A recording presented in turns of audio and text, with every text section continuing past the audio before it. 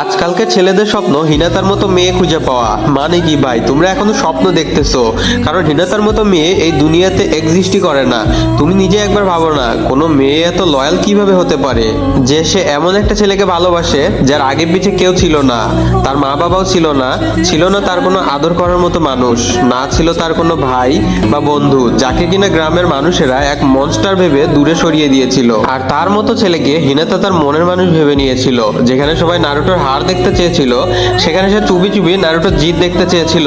Naruto 2 বছর গ্রামে ছিল না, হিনাতা 2 বছর তাকে না দেখেছে না তার সাথে কথা বলেছে। তারপরেও হিনাতা নারুটোর জন্য লয়াল ছিল। পেইন নারুটোর উপরে হামলা করে দিয়েছিল, তখন তাকে বাঁচাতে না এসেছে কোনো শিনোবি, না এসেছে তার কোনো বন্ধু বান্ধব, তাকে বাঁচাতে এসেছিল শুধুমাত্র এই হিনাতা। পেইন একটা গড লেভেলের শিনোবি ছিল।